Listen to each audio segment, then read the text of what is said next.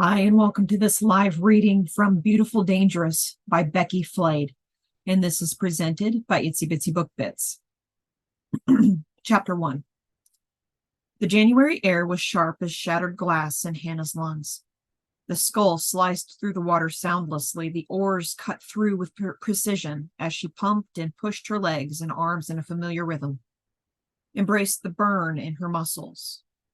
It was early. The sun hadn't fully breached the horizon, but hers was not the only boat on the river. A college crew sped past, their coxswain nodding to her as they passed. She was on the last leg, approaching the clubhouse at the far end of Boathouse Row, when she pulled in her oars and let the momentum take her home as the sun glowed orange over the skyline of Center City. I needed this, the solitude and quiet, the solace I always find on the water. I need the calm to carry me through the day. She lifted the bow side oar and glided alongside the stage before climbing out with practiced grace. She stood and stretched, pulled off her cap, and wiped the light sheen of sweat from her brow. Hannah rode all year, conditions allowing, and though sometimes the river froze, winter was her favorite. In the dog days of summer, the algae and pollen created a pungent film on the water's surface, which hindered the oars. Cold meant clean. This is perfect. Pulling her single scull from the river was the hardest part, and she did it effortlessly. She'd rowed since college and had deceptively muscular legs and arms. With the oars in one hand and the boat over her shoulder, she carried her gear to the clubhouse and secured it in the garage. It had been converted into a storage area for boats and gear decades prior, but was still called the garage.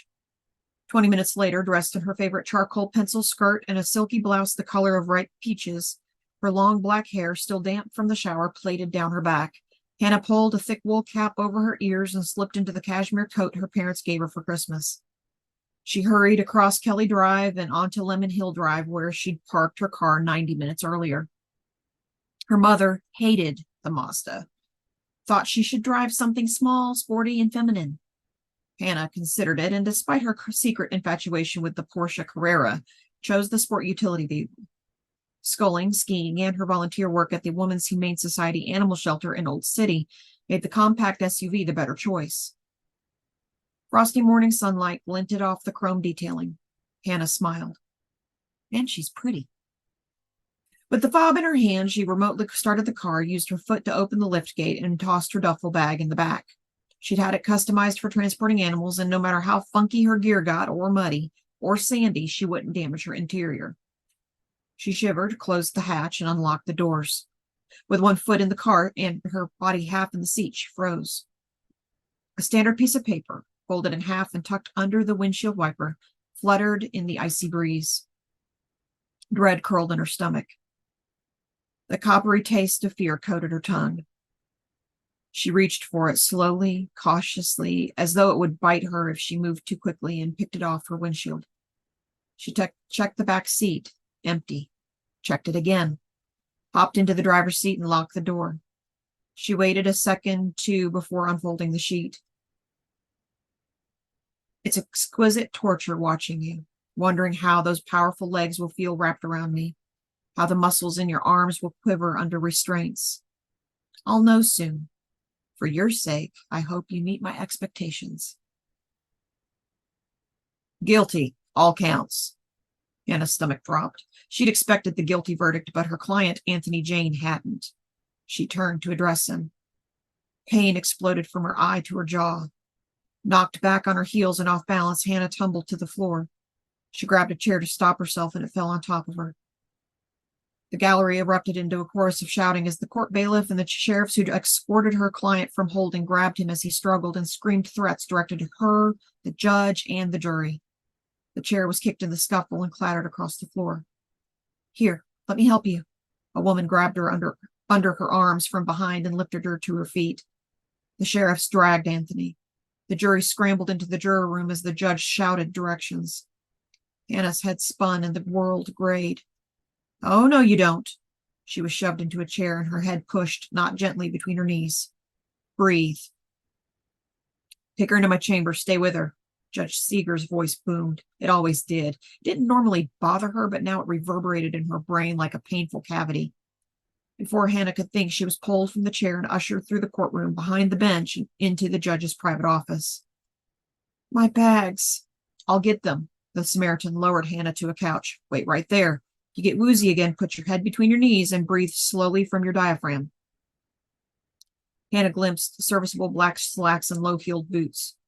How embarrassing. Getting struck by a client. In the courtroom, no less. Here.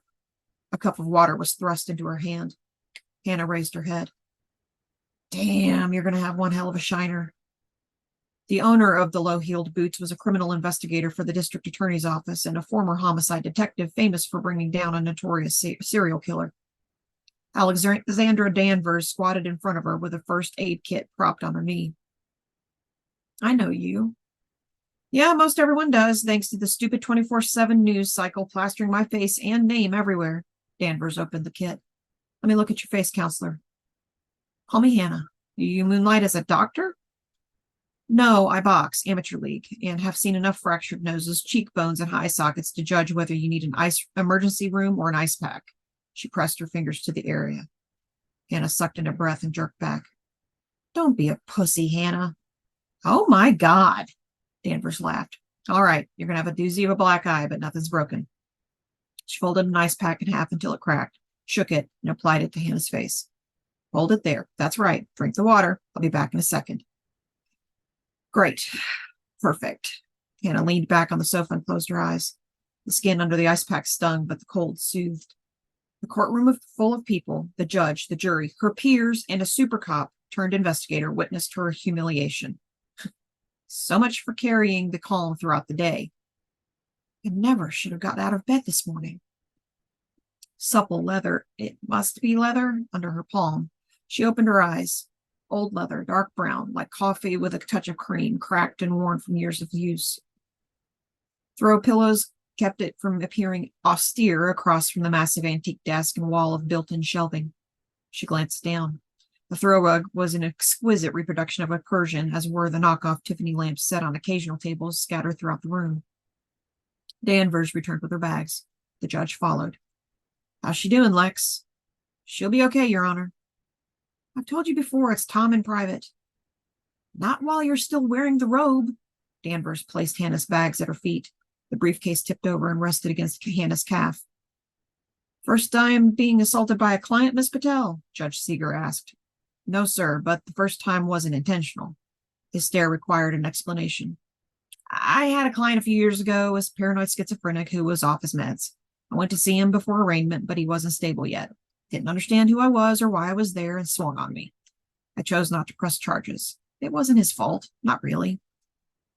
You will not have a choice on this one. Yes, sir.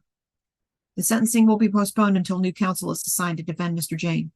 But, sir, it's not a suggestion. You're now a victim and witness against Mr. Jane in an unrelated criminal matter, and your continued representation of him in this matter is a conflict of interest. I'd like to avoid creating further appealable issues. Pardon?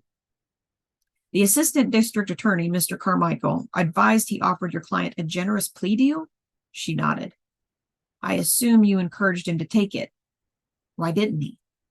He was convinced they offered the deal because they knew they wouldn't win. I assume you tried and failed to disabuse him of that nonsense. I did, yes. His next attorney will probably plead ineffective counsel regardless. You see how your continued representation following a physical assault could complicate the issue? She sighed. This keeps getting better. I do, yes. I have to get back out there. Take all the time you need, Miss Patel, but you are required to give a statement to the police. He turned to Danvers. Get pictures of her face, Lex. The hearing you were due to testify in today has been postponed. We'll be in touch with your office when a new date is set. Thanks, Your Honor. Danvers pulled out her phone as the door closed behind him. Ready for your close-up? You know Judge Seeger? Hannah asked. Danvers snapped photos. He used to be a cop, friend of my late husband. They were in the academy together.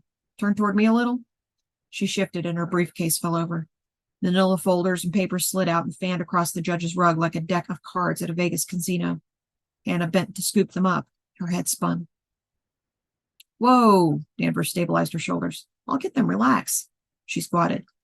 Maybe you should go to the emergency room. Rule out a concussion. Not from the punch, but the fall. What the hell is this? She held up the note Hannah removed from her windshield.